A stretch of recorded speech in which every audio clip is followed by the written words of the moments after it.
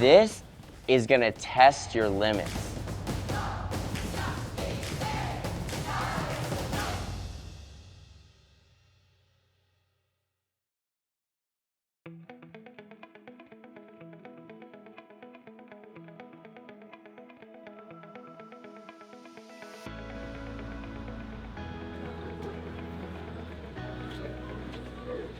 Hey guys, my name is Emilio Hernandez. I'm out of Spring Hill, Tennessee. I train at Tennessee Brazilian Jiu-Jitsu Academy.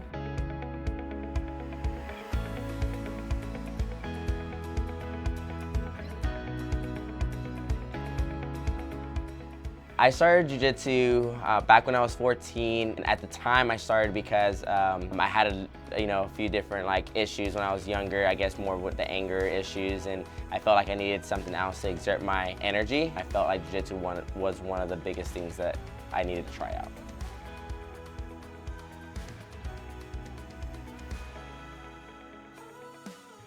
My head instructor is Ray Casillas. I've been training under him for about 8 years now.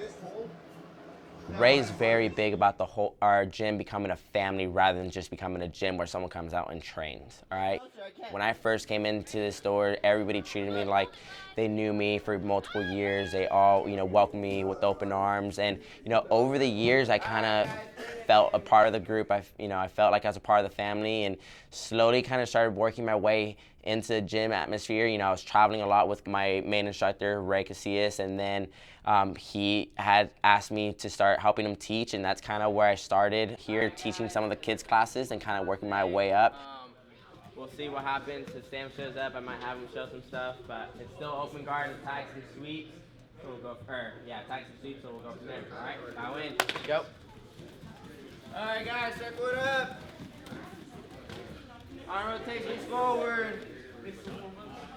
Pass, heavy. Nope, you got greedy. You got greedy. Remember, control the position and then transition.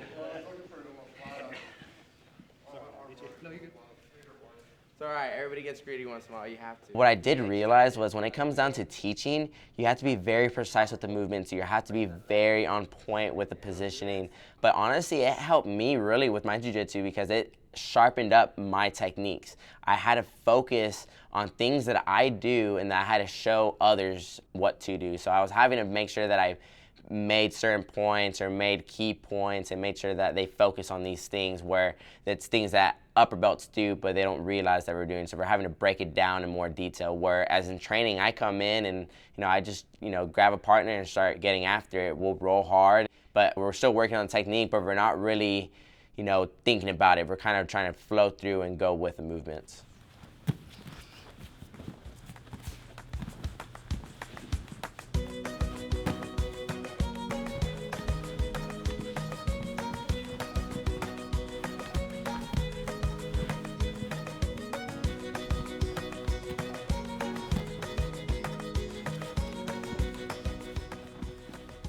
My nickname is Scramble King. I got that from the way I compete. I'm very big about scrambling out of positions and being very mobile when I'm rolling, and a few guys came up with the nickname. It's pretty much stuck ever since.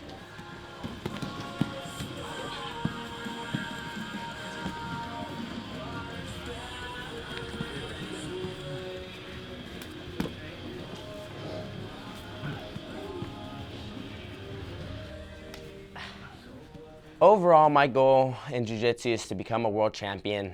It's been one of the ultimate goals I've had since I started training, especially once I got to blue belt. One of my teammates here, he was a purple belt world champion, and honestly, I thought that was the coolest thing ever to become a world champion and something that's not really considered to be an American sport. And honestly, I had trained almost 7 times a day. Now I do try to rest every now and then, but however, I am making sure I put in multiple hours.